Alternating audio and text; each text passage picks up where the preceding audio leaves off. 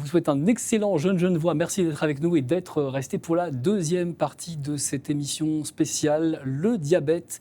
Quel défi avec Natacha Lelieur-Mauvoisin. On va découvrir dans quelques instants vos enfants qui sont atteints de diabète, contrairement à ce que nous avons dit dans la première partie où ils sont atteints de diabète de type 1. On verra que c'est très différent et vous nous l'expliquerez justement dans votre vie quotidienne au sein de votre famille. Vous êtes également membre du groupe roman des parents d'enfants diabétiques. À vos côtés, la professeure Valérie Schwitzgebel. Vous êtes médecin adjointe agréée, responsable d'unité au HUG. À vos côtés, Lorraine Bouvier, secrétaire générale de Diabète Genève, avec évidemment ce grand rendez-vous à Balexert dont on parlera 12, 13 et 14 septembre pour le dépistage. Le docteur Giacomo Gastaldi, endocrinologue et diabétologue au Diacentre. Vous nous expliquerez quelles sont vos actions. Et puis à vos côtés, Valérie Lindemann, qui est infirmière spécialiste clinique en diabétologie, et France Gurba, directrice de la fondation Vivre avec le diabète de type 1. Donc un diabète très différent du diabète de type 2 dont on vous a parlé, qui concerne une grande majorité des personnes atteintes de diabète. Ce diabète de type 1, il ne faut pas le négliger. Comment vivent les patients au quotidien, et notamment les plus jeunes. C'est le cas de vos enfants, Madame Lelieur-Mauvoisin. Ils s'appellent Ferdinand et Joséphine, et nous les avons rencontrés. Je m'appelle Ferdinand, j'ai 10 ans. Je suis en 6P et je vais rentrer en 7e à la fin des vacances scolaires. J'ai le diabète, tout comme ma sœur. Je l'ai eu à 7 ans. Je m'appelle Joséphine, j'ai 8 ans, j'ai presque 9 ans. J'ai le diabète depuis que j'ai 2 ans et demi. Je fais du ping-pong, de l'équitation et du tennis. Après, je fais de la batterie aussi comme instrument de musique. C'est pas le diabète qui va faire que tu peux faire un sport, mais l'autre non. Tu vas pouvoir faire tous les sports comme tu veux. Je fais de la harpe. Je fais de l'équitation, je faisais de la natation avant. Et puis, je fais aussi de la gym. C'est un peu encombrant parfois, pas tout le temps. On a beaucoup de trucs à faire que les autres n'ont pas à faire. Quand même, quand je fais une activité et que je dois me resucrer, je dois stopper l'activité. Alors c'est un petit peu énervant parce que les autres, du coup, ils vont se retrouver sans moi et puis je les regarde jouer. Alors je préférerais quand même jouer avec eux. Au moment de manger le repas du midi, je dois peser tous les féculents, tout ce qui a des glucides. Après les autres, c'est forfait légumes et la viande, ça n'a pas de glucides. À l'école, on a la maîtresse, elle vérifie environ toutes les 10 minutes notre niveau de glycémie. Et si on n'a pas assez de sucre dans le sang, du coup on est en hypoglycémie.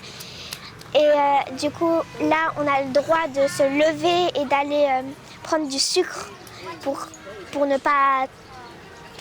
parce que sinon, on a des risques de s'évanouir. J'ai appris à bien réguler, à faire des petits bolus, à ingérer du sucre quand il faut, à mesurer même juste de tête combien je vais envoyer de bolus pour un repas. Ça, je commence à savoir le faire tout seul. Moi, je me sens normale un peu. Parce que maintenant, toutes mes copines se sont habituées, ma classe est habituée que j'ai le diabète, alors c'est pas nouveau. Quelle énergie quand même, hein, Ferdinand et Joséphine. Entretien mené par Lucie Hainaut. Natacha Lelieur-Mauvoisin, ce sont vos enfants. Vous êtes la maman de Ferdinand oui. et Joséphine. Cette maladie, le diabète de type 1, qu'est-ce qu'elle a changé dans votre vie ? Je dirais qu'elle a changé à peu près tout et puis finalement pas grand-chose. À peu près tout parce qu'un diagnostic de diabète de type 1, ça chamboule tout pour toute la famille, l'enfant malade, les parents et puis le reste de la fratrie. Il y a beaucoup de choses à apprendre pour les parents en priorité. Compter les glucides, qu'est-ce qui va impacter la glycémie, l'impact des émotions, de l'activité physique. Donc il y a un apprentissage théorique qui est très important. Il y a beaucoup de choses à planifier, à anticiper. Donc une organisation familiale qui est encore plus complexe que pour une famille lambda. Mais finalement, pas grand-chose, parce que si vous comparez notre vie avant et maintenant, en fait, on n'a pas changé grand-chose. On n'a pas drastiquement changé notre alimentation. On n'a pas changé nos vacances, nos sorties familiales. Les enfants vont évidemment à l'école. Ils font les mêmes activités extrascolaires qu'avant. Donc en fait, on a adapté ce qui devait être adapté dans nos vies par rapport au diabète, mais on n'a pas changé nos vies à cause du diabète. Puis ça, c'est quelque chose de très important pour nous, un principe qu'on essaye d'avoir au quotidien. Il y a énormément de planification à faire et de choses à surveiller, mais la vie ne doit pas pour autant être dictée par le diabète. Alors ça, c'est important, beaucoup de responsabilités, de la charge mentale, on le voit, qui n'existerait pas s'il n'y avait pas le diabète dans votre famille. Il y a des jours où vous dites, tiens, finalement, j'y ai pas pensé aujourd'hui, ou c'est tous les jours? Malheureusement, c'est pas possible. Non, on aimerait bien parfois dire, tu sais quoi, aujourd'hui on est dimanche, on va mettre le diabète de côté et puis on s'en occupera demain. Malheureusement, c'est pas possible. C'est pas possible. C'est un des défis principaux, je pense, c'est que c'est une maladie chronique, donc ça veut dire que ça va pas guérir. Et en plus de ça, c'est une maladie qui est constante. Ça veut dire que dès que l'enfant va manger, faire du sport ou aller à un anniversaire, tout doit être organisé, planifié.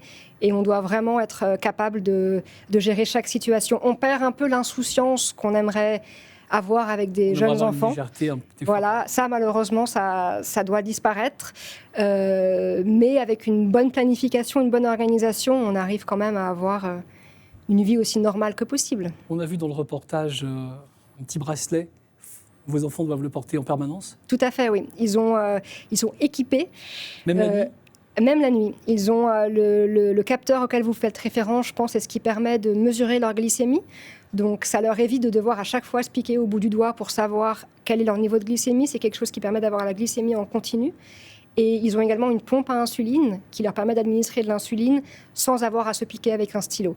Donc, c'est des progrès technologiques majeurs, je pense, en tant que parents, qui vraiment changent la vie et permettent de réduire la charge mentale que vous mentionnez justement, parce que les machines commencent à prendre en charge une partie de la gestion du diabète et ils doivent les avoir en permanence sur eux. Tout à fait. Vous êtes membre du groupe roman de parents d'enfants diabétiques. L'accompagnement justement des familles, il est important aussi pour ne pas se sentir isolé dans sa bulle concentrée sur le diabète?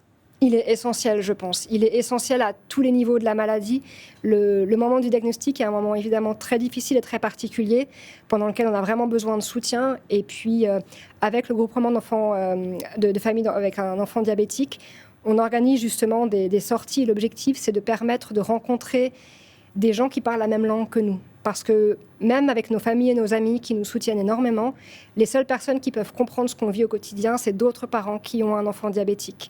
Donc en fait, ces sorties permettent aux parents d'avoir des gens qui ont les mêmes questionnements, les mêmes doutes. On est en période de rentrée scolaire, par exemple. Voilà, il y a énormément de défis pour des familles avec un enfant diabétique en termes de formation d'enseignants, de nouvelles activités extrascolaires. Et puis, à travers ce groupement, on peut rencontrer des familles qui ont les mêmes défis. Et puis les enfants, eux, qui ont le diabète, peuvent rencontrer d'autres enfants qui ont le diabète, puis se rendre compte qu'ils ne sont pas tout seuls, qu'il y en a d'autres qui vont peut-être faire différemment ou pareil, que finalement ça reste des enfants, puis qui s'amusent. Puis enfin, il y a aussi la fratrie. C'est important aussi de prendre en compte la fratrie, parce que les enfants non malades, moi j'ai 3 enfants, donc j'ai une enfant qui n'a pas le diabète, les enfants non malades sont aussi impactés par la maladie au quotidien, puis c'est important pour eux justement de pouvoir participer à ces sorties et rencontrer d'autres Quand on parlait des 25 000 globalement, des 2 types de diabète, 25 000 personnes à Genève atteintes de la maladie, il y a tout l'entourage évidemment qui pense diabète et qui doit prendre en considération cette maladie. Professeur Valérie Schwyz-Gebel, vous êtes médecin adjointe agrégée, responsable d'unité au HUG. Justement, la prise en charge du diabète chez l'enfant, qu'est-ce qu'elle a de spécifique? Alors, il faut comprendre qu'un enfant n'est pas un petit adulte. Et le diabète type 1 se déclare de manière beaucoup plus agressive chez les enfants par rapport aux adultes. Du coup, il y a plus que 30% d'enfants avec un nouveau diagnostic de diabète qui doivent être soignés aux soins intensifs. Et en France, par exemple, chaque année, il y a plusieurs enfants qui décèdent parce que justement le diagnostic est fait beaucoup trop tard. Et puis donc une des manières de diminuer ce passage aux soins intensifs serait de faire un dépistage général, national, comme ça a été introduit en Italie. Le Parlement italien a passé une loi en décembre 2023 qui prévoit un dépistage de tous les jeunes âgés de 1 année à 17 ans pour le diabète type 1. et y associe aussi un dépistage de l'intolérance au gluten. Un dépistage tardif, qu'est-ce que ça peut entraîner? Si je peux juste encore répondre par rapport au dépistage, il est très différent du dépistage du diabète type 2 que vous avez mentionné auparavant. Ça se passe comment concrètement alors? Donc c'est aussi une prise de sang, mais on fait un diagnostic précoce, on dose les auto-anticorps et puis on peut déjà faire le diagnostic de cette maladie auto-immune qui va donc engendrer le diabète avec le temps. Généralisé en Italie, pas encore en Suisse. On espère peut-être un jour. Si on souhaite faire ce test, on peut se rapprocher de son médecin pour le faire? Alors, c'est mieux de se rapprocher des centres pédiatriques, notamment de mon unité, où on a déjà commencé à petite échelle de faire un dépistage grâce au soutien d'une fondation privée à Genève. Quels sont les signes précoces qui doivent alerter les parents? Alors, les signes précoces, c'est une soif augmentée, parce que quand le sucre augmente, ça engendre une soif. Après, on doit faire pipi beaucoup plus souvent, parce que le corps, il est assez malin, il essaye de se débarrasser du sucre. Et tout est généralement accompagné d'une fatigue et d'une perte de poids. Donc, si jamais il y a un des symptômes, il faut vraiment tout de suite aller voir son médecin pour justement savoir si c'est lié au diabète ou pas. Le rôle des associations est essentiel pour accompagner les patients et leur entourage. Lorraine Bouvier, vous êtes secrétaire générale de Diabète Genève, avec qui on organise cette émission spéciale sur l'aimant bleu, le diabète, quel défi. Jean-Marc Guinchard, président de votre association, nous rappelait quelles étaient les grandes missions tout à l'heure, les points phares qui vous occupent en ce moment. Alors concrètement, en matière de soutien aux patients, on propose des balades pour justement créer du lien, proposer une activité physique. Ça a lieu le samedi. On incite les gens à venir chercher le matériel pour personnes diabétiques au sein de l'association. On vend le matériel au prix Lima, c'est-à-dire le prix que remboursent les assurances. On organise des cours et des consultations d'éducation thérapeutique. Et puis, on a, et ça concerne plus le diabète de type 2, mais l'association a tant de patients diabétiques de type 1 que 2, des consultations en soins de pied. Qui sont données par des infirmières et un podologue. Et puis, ce qui nous occupe aussi actuellement, c'est les campagnes de dépistage. On en organise 2 par an qui sont gratuites et ouvertes à tous et dont la prochaine aura lieu les 12, 13 et 14 septembre à Balexert. On organise aussi des visites conseils dans un supermarché avec la diététicienne pour apprendre justement à lire ces étiquettes qui sont parfois très compliquées, éviter certains pièges, comme on a pu évoquer ça aussi. C'est une sorte de coaching pour séquence alimentaire. Pour mieux s'alimenter, la diététicienne répond, elle donne des conseils. Enfin, c'est vraiment assez ludique. Ça a lieu en novembre. Et puis, on participe à l'action Mais moins sucré, qui a pour but de sensibiliser les jeunes et le grand public au danger des sucres ajoutés. Et nous, on a organisé une campagne digitale. On parlait de l'importance des réseaux sociaux avec une influenceuse, Valentine Caporal. Et ça nous a vraiment permis de sensibiliser un nombre nouveau, enfin vraiment un public qu'on n'avait pas forcément avant. Donc, bon, je vais vous demander une recette de tarte aux pruneaux comme on est toujours du jeune Genevois, mais si on peut la faire avec moins de sucre, c'est pas mal. J'aimerais qu'on vienne quand même en détail sur cette campagne de dépistage parce que beaucoup de personnes ne savent pas qu'elles peuvent développer un diabète et c'est bien de détecter le plus tôt possible. Donc on rappelle les dates, 12, 13, 14 septembre à Balexert dans le centre commercial. C'est gratuit, c'est anonyme. Oui, alors nous, on demande aux gens de s'inscrire. L'inscription se fait sur place, donc les gens viennent. Et puis, s'ils veulent que leurs données soient anonymisées, ça, on le fait. Alors, on voit sur des images une autre campagne de dépistage il y a quelques années, mais c'est la même chose. En fait, voilà, oui. Ça se passe très simplement et on a surtout le résultat dans les minutes qui suivent. Tout à fait. Donc, la personne se présente, s'inscrit.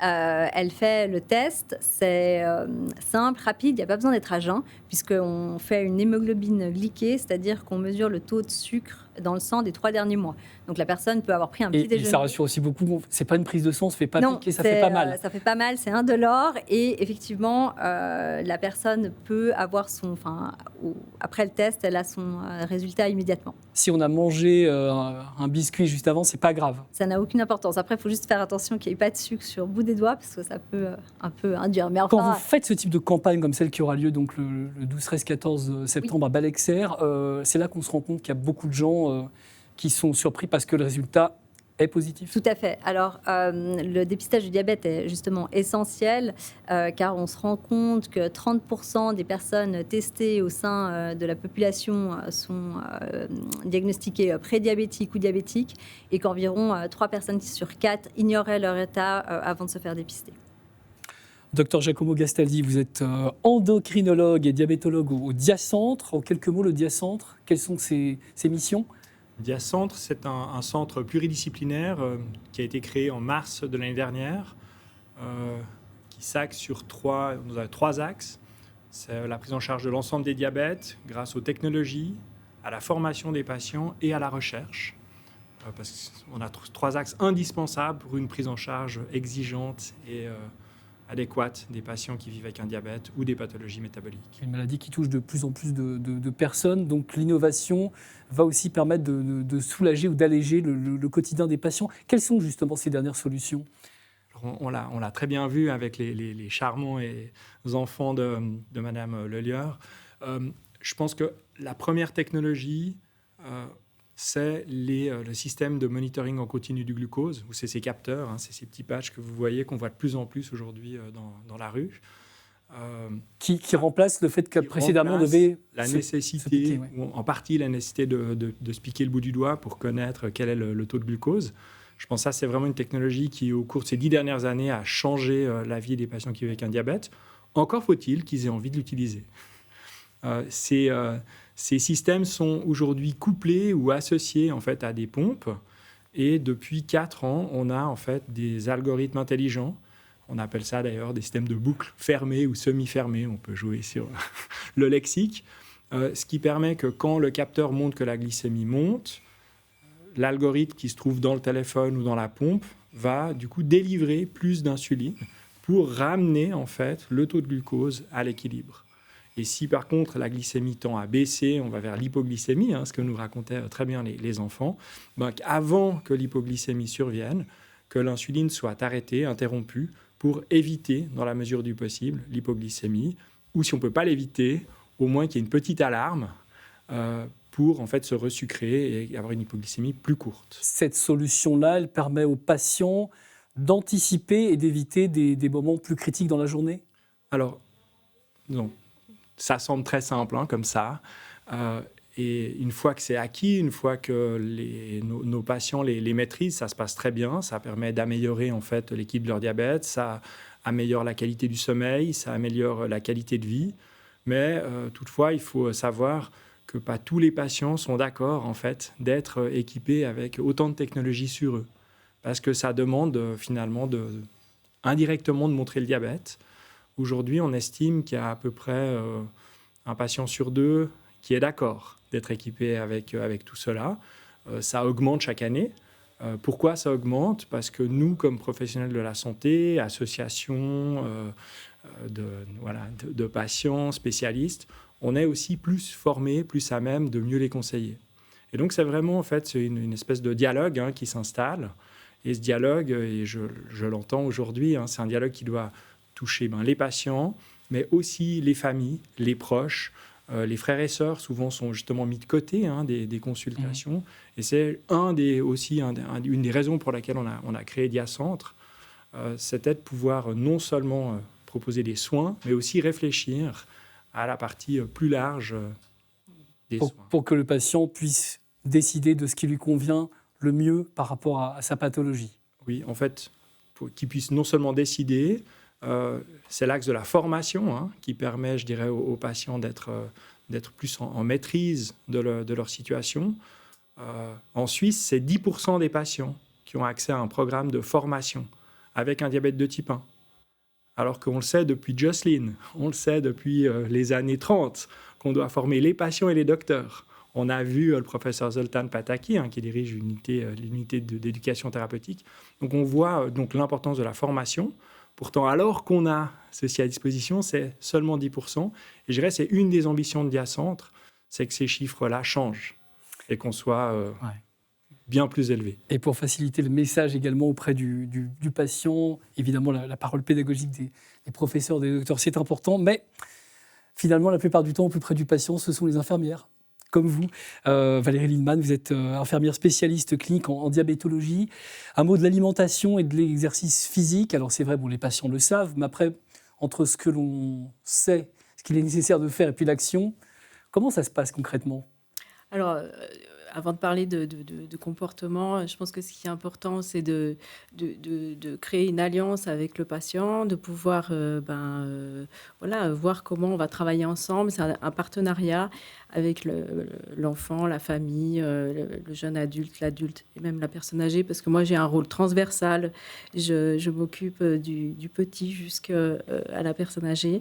Et de pouvoir travailler avec un plan de soins qui soit individualisé, qu'on puisse répondre à ses besoins. Donc ça, c'est vraiment une priorité. Et puis, c'est vrai que ça va dépendre... Ça diffère beaucoup d'un patient à l'autre ? Alors, après, ça va dépendre de l'âge, ça va dépendre du profil, ça va dépendre aussi de ce que c'est le patient, d'où il en est, s'il est au tout début de la maladie ou s'il est déjà dans quelque chose, dans la chronicité, s'il a justement déjà suivi des enseignements ou pas.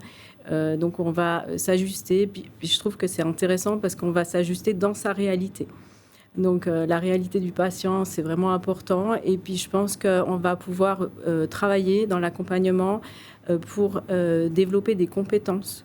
Et ces compétences, elles vont être à différents niveaux. Les compétences dans la connaissance, tout ce qui concerne l'alimentation, l'activité physique, les traitements, et puis les compétences du savoir-faire, comment j'adapte la théorie à la pratique. Donc ça, l'accompagnement sur terrain avec l'expérience auprès du patient, ça c'est vraiment quelque chose de très riche. Et puis bien sûr, tout ce qui est aussi du motivationnel, parce qu'on est aussi dans une maladie qui va durer, donc pouvoir accompagner à différents moments et pouvoir soutenir l'engagement. Il y a une dimension humaine et psychologique très, très importante. Évidemment, la diététique est au cœur évidemment de ces conseils que vous pouvez distiller. On va en parler avec vous également, France Gurba. Vous êtes directrice de la Fondation Vive avec le diabète de type 1. Vous êtes diabétique également ? Exact, tout à fait, diabétique de type 1 depuis mes 18 ans. Alors, quelles sont les plus grandes difficultés auxquelles vous avez été rencontrés et les personnes qui sont dans votre cas également ? Moi, je dirais personnellement que les plus grands défis, c'est la charge mentale. On l'a déjà évoqué aujourd'hui au quotidien. Je me suis amusée à faire un petit calcul. Depuis mon diagnostic, c'est 20 000 injections que j'ai dû faire pour gérer cette glycémie. Et donc, pour moi, le diabète est une maladie en fait, qui prend énormément de place au quotidien. Et notamment aussi la gestion des symptômes de l'hyperglycémie ou de l'hypoglycémie, où c'est vrai que le mal-être qu'on peut ressentir dans ces moments-là, comme on l'a dit, la soif ou l'impression de faire des mini-malaises, quand ça apparaît au quotidien et qu'on doit quand même affronter sa journée, ça peut être compliqué. Il y a des moments dans votre vie quotidienne où vous oubliez peut-être et puis vous vous dites « Ah là, je ne me sens pas très bien, mais oui, il faut que je fasse attention à moi ». On essaye de faire le plus attention possible, mais je crois qu'on reste humain et on peut pas être parfait. Et là, c'est aussi une des pistes de solutions que moi j'ai trouvées, c'est-à-dire de ne pas être trop dur et de se rappeler que on n'est pas parfait et puis qu'il y a des jours, même si on met tout en place pour avoir une glycémie parfaite, il y a des choses qui sont indépendantes de notre volonté et d'être un peu indulgent et doux avec soi-même. Je crois que des mots très sages qui vous permettent également de les communiquer auprès des autres patients. C'est ce que vous faites avec votre fondation. Quelles sont ces actions ? Alors la fondation Vivre avec le diabète de type 1, pour aider ces personnes, vise vraiment à proposer des actions concrètes. On va proposer plusieurs styles d'activités, par exemple des ateliers. Donc, on a 2 types d'ateliers, des ateliers cuisine qu'on va plutôt proposer à des familles, où là, on va ensemble cuisiner des recettes et puis calculer les glucides avec des familles. Et ça permet aussi un moment de partage. Et puis une autre sorte d'atelier, ça va être plutôt des ateliers aussi de repas spéciaux où tous les diabétiques de type 1 savent que c'est compliqué des fois de gérer certains repas comme une fondue ou une pizza. Et au lieu que ces repas soient une source d'anxiété, d'accompagner les patients, de proposer vraiment une expérience de comment adapter l'insuline pour éviter que la glycémie monte trop haut pendant et après ces repas qui sont très compliqués et qui peuvent être source d'anxiété. Et puis en plus, on a envie de les partager avec les autres, quoi. Donc, voilà. C'est d'autant plus frustrant. On peut se tourner donc, vers votre fondation ? Tout à fait. D'accord. Oui, tout à fait. Je rappelle le nom, Vivre avec le diabète de type 1. Exact, oui, ça c'est un type d'activité qu'on propose. On met aussi à disposition un réseau de babysitters qui sont concernés par le diabète. Et on rappelle que la plupart des patients de ce type de diabète sont des jeunes enfants. Ouais. Oui, alors, ou des adultes. Moi, vous voyez, j'avais 18 ans, donc c'est vrai que ça peut arriver à tout âge, il ne faut pas le négliger. Mais du coup, dans notre réseau de babysitters, effectivement, les personnes sont soit concernées... Qualifiées pour pouvoir... sont concernées par le diabète au quotidien. C'est soit des personnes diabétiques ou des proches. Et donc, elles savent de quoi. Bon, l'heure tourne très très vite. Le mot de la fin, c'est pour vous, Lorraine Bouvier. On rappelle ces journées de dépistage, 12, 13, 14 septembre, au centre commercial Balexer. Oui. On se réjouit d'accueillir les gens nombreux pour venir se faire tester. Et le mot de la fin, j'aimerais donc bien rappeler, comme on l'a vu, qu'il y a 2 types de diabète. Le diabète de type 1, qui est une maladie auto-immune, et le diabète de type 2, qui est principalement lié au mode de vie. Et rappeler aux téléspectateurs qu'un mode de vie sain et de pratiquer une activité physique régulière et d'adapter son alimentation peut vraiment prévenir le diabète de type 2. Et on se réjouit de les rencontrer à Balexer avec notamment des médecins des HUG, des infirmiers, des infirmières et la diététicienne et toute l'équipe de Diabète Genève. Merci beaucoup, Lorraine Bouvier. On espère que cette émission vous a permis d'avoir un regard plus fin sur ce qu'est le diabète, ce que sont les différents types de diabète et la vie au quotidien avec cette maladie. Merci à toutes et tous d'avoir participé à cette émission spéciale sur Les Mains Bleues. À bientôt.